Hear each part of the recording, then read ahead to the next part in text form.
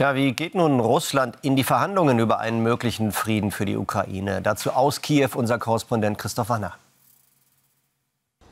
Russland schickt in die Verhandlungen nach Saudi-Arabien einen Mann, der bei den meisten Ukrainern nur für Kopfschütteln sorgt. Es handelt sich dabei um einen hochrangigen Offizier des mächtigen russischen Inlandsgeheimdienstes FSB, einen Generaloberst Sergei Beseda. Beseda hat den sogenannten 5. Dienst des FSB zwischen 2009 und 2024 geleitet, und diese Abteilung ist verantwortlich für die Beschaffung operativer Informationen und auch für die Kooperation mit ausländischen Geheimdiensten. Und um diesen Sergei Beseda ranken sich seit Jahren Gerüchte. Russische Medien berichten, dass Beseda kurz vor Kriegsbeginn Putin gesagt haben soll, dass das hier in der Ukraine ein Durchmarsch wird für die russischen Streitkräfte.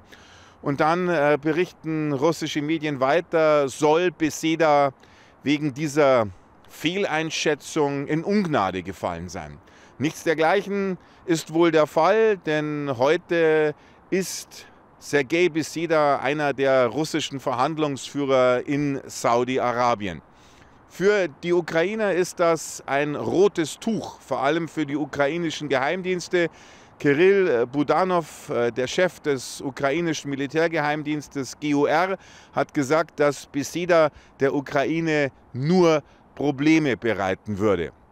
Kann man sich natürlich schon die Frage stellen, was das soll, warum der russische Präsident ausgerechnet Beseda in diese Verhandlungen schickt. Da gibt es Stimmen, die sagen, das zeigt die Geringschätzung des russischen Präsidenten gegenüber der Ukraine.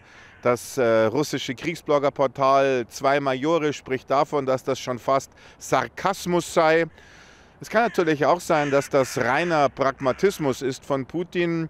Denn Putin sagt ja, er verhandelt nicht mit den Ukrainern, sondern mit den Amerikanern. Und das Spezialgebiet von Sergei Beseda ist nun mal die Kooperation mit ausländischen Geheimdiensten.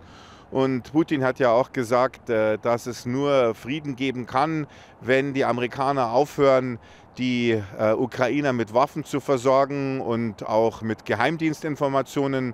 Nur das könne für eine Deeskalation sorgen. Ja, und bei diesen Gesprächen wird es eben auch viel um diese angesprochenen Geheimdienstinformationen gehen. Und da ist eben Sergei Beseda in den Augen des russischen Präsidenten ein Spezialist.